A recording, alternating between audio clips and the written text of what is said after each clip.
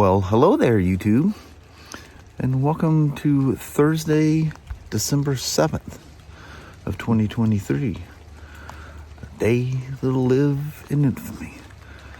Can you believe Pearl Harbor has been 82 years ago?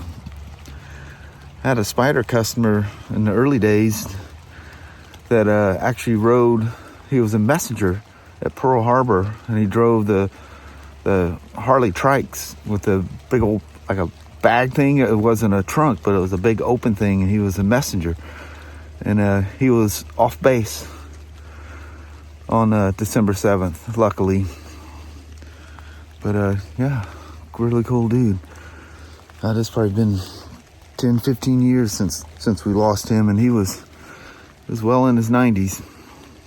Really cool guy. His son still pops in every once in a while. But been beautiful skies. Usually it's dark over there towards the mountains. And that's been beautiful sunshine all morning. And this is what we've been in, just pouring down rain. When you look this way, it's all dark and dingy. I mean, it felt weird backing the car out. It felt like I was leaving sometime in the middle of the night or something. Doesn't look like it, but it's dark. Yeah. The camera kind of fakes it a bit, but all right. Wish us luck. Well, we found why it's so dark. Typhoon Mary's going on through here. I mean, it's bad. But a lot of the water had subsided. This field out here off to the left is not completely underwater. The road's still closed. Yep, road's closed. Yeah, it's way less water than it was yesterday. Man, it is absolutely dark out here. Did the road come back? Looks like it might have. Yeah, you can see it going around there. Yep, there's our road.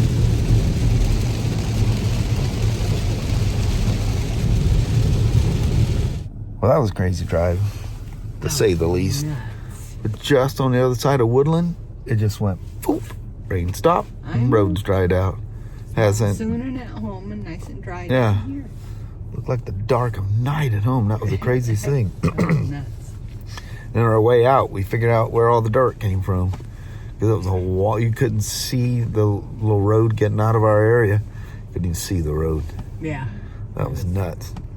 Hydroplaning at 40 miles an hour down a 2-lane highway. Hydroplaning where it never, pulls up. Yeah. The way it was. It was just a wall of water. Acuras float pretty good, I guess. Yes, they do. At least it didn't do anything weird. Just like slow down. Mm-hmm. But anyway, Mom, it's Thursday. We made it here safely. Let's have a good day. All right. All right. Love you. See you. Bye. I love you. Bye now. Bye. Waiting on the old park brake cable. So this is my old demo cable. They hit a deer with it. Did a bunch of damage, and cable will replace some A-arms and stuff on the right front. So it's given to me to have the laser alignment done. This was actually last week. And so I get it down here. I think I might have discussed that. I don't know. Well, before I even get, first thing I do is line it up the best I can see with it. And then, you going forward with the alignment. But I'm looking and the tires going every which way. And I'm going, yeah, there's not enough tie rod in to make the adjustment. Steering straight, wheels are not. So I go, oh no, this thing was gonna crash. Hopefully this didn't get missed. Yep, the steering stem's bent. And you got to get both pieces. You remember those demos? I did talk to you about that. You remember the demos that they used big old truck straps and tied them down in the truck trailer for the demo units that BRP was hauling around? Well, they used them great big ratchet straps, and it bent one. You remember it was one was 6 degrees to the left, and the other one 6 degrees to the right. It's because they tied them the same way. They're just on the opposite side of the truck. Bent exactly the same. It was the craziest thing. But where them two pieces go together, they were both damaged. Where the female and male splines go together, they were like barber poled. So anyway, I was hoping those would show up yesterday or today, but they didn't. So hurry up and wait for parts. Tim's down there PDI and ATVs and stuff, keeping himself busy. Look at that rainbow that's going into the clouds. How incredibly cool is that? Where's the rest of it? That's wild. But at the moment here, it's pretty. There's even some blue skies poking through. Sun was out there for a little bit, and Kelly called and she's getting out early, so that'll be nice. Leave before the sun goes down. So we made it home safe and sound tonight, despite all the crazy rain. It was nice leaving Vancouver. By the time we hit Longue Kelso, it started kicking in, just kept getting worse as we got here. But it was light enough that we were able to let the girls run for a little bit. You know, Sasha is with her rain, she'll freak out. But this is something I've been noticing on the Classic 350. And I'm going, how are they calling it that? So the Himalayans, Royal Enfield, they're air oil cooled. You have a great big oil cooler. The DR650, air oil cooled, huge oil cooler on it. The GT650, air oil cooled, great big old oil cooler. So how is the J Series motor classified as air oil cooled when it has no oil cooler? It has none. So you're like, how do they do that? It is actually air oil cooled. Without them guys at Royal Enfield, they're pulling a sneaky high-tech thing in here. Not that it's overly high-tech, but for, simple motors meant to be simple, last forever, and easy to work on, all that stuff. This doesn't affect any of it, but it's the coolest thing. So the oil pump is like in a conventional place over here on the clutch cover side. So you can't see it. I've got a manual for it. You can't see it because it's a non-serviceable oil pump, which a lot of things are nowadays. But looking at the oil, the lubrication diagram on this thing, it probably has two impellers in the oil pump. One of them looks dedicated to cylinder head cooling. So, one side comes out the front and it goes directly. Well, the oil filter's up high on the J Series motors, but it goes directly to the oil pump, then the crank, and then disperses out to everything, including going up and lubricating the head. Well, at the back of the pump, or a back outlet, has a dedicated cylinder head cooling circuit. And what it does, picks up right out of the sump. It's a dry sump engine, so there's no scavenger pumps or anything like that. It just has a pump that picks up, from the bottom, pulls it in, goes directly up, and it appears to collect. There's like a collecting area, it almost appears, but maybe it's just the way the diagram was made. And it has a separate circuit that goes up through the barrel, through the head, and goes in and goes around the spark plug and around the exhaust port. You ever seen the air oil cooling of the Harley-Davidsons have been that way. The Milwaukee 8s are that way. They had the twin cooled too, and the cooling went in the same place that the oil went on the non-liquid cooled. I was wondering where my shop buddy was. Come on in, Danny boy. Yeah, good boy. You're a good boy. Look at you, old Danny. But anyway, what that air oil cooled system's doing is just like the air oil cooled in the old BMWs. R9Ts is still that way. And this is lubricate or cooling. There's literally in the casting, goes around the spark plug and around the exhaust valve. What a crafty idea. Not that it's not been done before. I think the Suzuki actually has a circuit, yeah, from the oil pump that goes directly to the head. That's the oil line from the pump and cools the head off. All that stuff works. That's why everybody goes, oh, you can't have an air-cooled engine. What if you get stuck in traffic and all that kind of stuff? Dude, it doesn't hurt them. You know when you have a problem is when you goof around with crap. Jet your carburetor wrong, map your fuel injection wrong. That's when you have problems. But these modern bikes are, where's this thing made?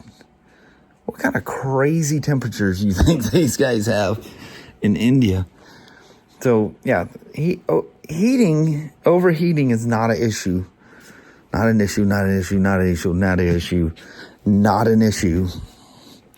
Everybody thinks, oh man, well, I had an old whatever and it would overheat. Probably because, you put exhaust on there, you made the jetting too fat or you got it too lean, and yeah, they get hot. They don't like sitting in traffic. But my DR never overheats. Himalayans never overheat.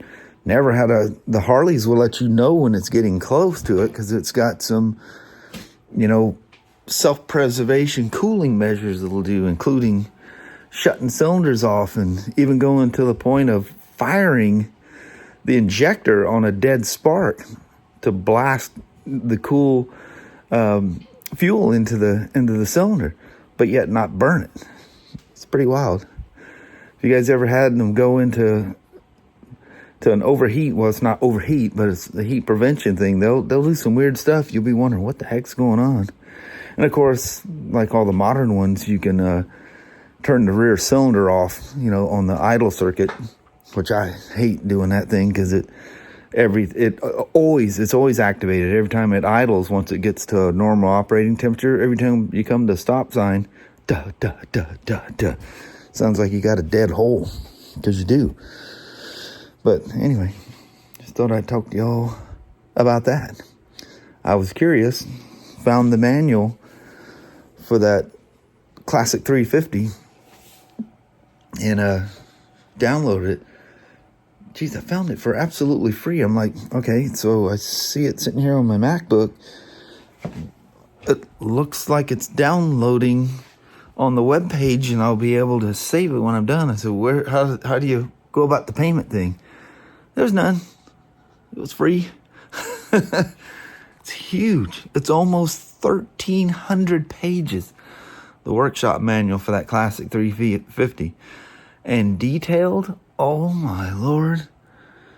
Makes you proud when they make them like that. And it's hyperlinked. You can click the pages through the index, and oh, it's awesome. Everything's hyperlinked. Click, click, click. Go right to where you want. You gotta love it. Reminds me of the Harley manuals that you can get the online versions of, which some things have kind of kicked up quite a bit. I remember when they were only like $8. I think the one for Flirty was like $36 or something. Which, I mean, can you even get a paperback manual anymore? I don't know. I know that like Suzuki and them and BRP, they went to CD-ROM manuals, but most computers don't even have a CD-ROM anymore. So everything's digital. And I always will go for the digital one instead of it. Well, I don't have a computer that has a CD-ROM anyway, so one of those wouldn't do me any good. So tomorrow is Friday, and despite the rain that's going on out there, it's supposed to be nicer tomorrow. And the other thing is supposed to be nice up in Lacey. So I was talking to them up there today, texting, and I was off, and I apologize that I was bugging him on his day off, but I didn't know he was off. But anyway, I asked, do you have will you have a red chrome, or chrome red, they call it, by Friday? And he simply replied, no, sir. And I go, well, that's a bummer. I got one that I can ride, but not a red chrome, just a Classic 350.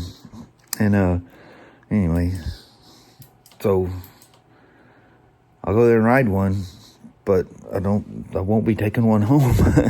So I asked, what kind of ETA, and that's when he said, I'm actually off for the last few days. I'll be there tomorrow, which is Friday, which will be the day you're watching this, but that'll be going down as you're watching this video. Friday will be happening. It's still very much Thursday today. But I thought that oil cooling thing was really cool. I kept seeing that, and it says air oil cooled. I just never seen an air oil cooled motorcycle that didn't have an oil cooler. But anyway, so we'll get up there, and if everything goes cool, I don't know if I'll talk to them in the morning before I take off. But we'll head up to Lacey and go take a classic 350 for a ride. I'm kind of, what's kind of funny? I'm kind of liking the Halcyon, is that how you pronounce it? Black, just the base model. I don't know why that thing's just becoming more attractive to me. Starting to like that thing. Anyway, we'll do all that tomorrow. Let's gather up, get the little woman. It's getting cold out there too. We'll do a goodbye, and that'll be it for the day. Thanks once again for listening to me yammer on about motorcycles. Well, hello there, YouTube. Man, it's flat cooling off out here. It is. And we just got a break here. It has been absolutely pouring since we got home. Just pounding rain. So much for back. Well, I guess that was yesterday. It was backing off, which it did. But man, this morning it turned night or day into night. I was kind of proofing through some of the clips there this morning. I go, man, I don't even look dark at all. It was dark. Yeah. Really weird. It's like leaving really early in the morning. Kelly and I were joking. It's just like one of those trips to Portland to get on a jet to go somewhere or something, going off to school or something, Mm-hmm. That's what it felt like. It was way earlier in the morning. It was dark. And boy, about halfway out of here, it just started pounding. Yeah. Oh, we talked about it when we got to work. Rain. Yeah. Man, that's crazy. We're going down the freeway like about 60 for miles. And then finally it lightened up a little bit around Longview Kelso. And but then once we got to Woodland, all of a sudden the rain just stopped. And it was nicer, so it worked. Then it worked. At one point it was sunshine for a little bit, and then pounding rain. And then towards the end of the day, it was nice. That was really nice leaving work. Yeah, it was. And then once we got to Longview Kelso, went right back into the rain. I don't think it ever stopped here. I don't think so either. But stopped now. But that temperature coming down, that could be crazy. This time last year, on the 5th, you get, I don't know if you guys Google Photos, Amazon Photos, and that stuff. That goes picture, from this day through time, But last year, it was like 3 inches of snow at that point. I know, craziness. Yeah. Wasn't no snow this year. Plenty of rain. Although the cold leading up to the rain, you'd have thought you'd got some snow. Oh, I know it. I thought we were getting snow early. Yeah. But in the middle of the night, when that first started, it was 60 degrees at night. I know it. That felt so good. Yeah, it's crazy. But anyway, another quiet day at work. And yeah, it's okay. We have those days. Mm-hmm. But anyway, nothing. That's enough rattling for one day. We're going to bounce out on you. How about that? Alrighty. Well, thank you guys so much for watching. We really do appreciate it. We will talk to you tomorrow.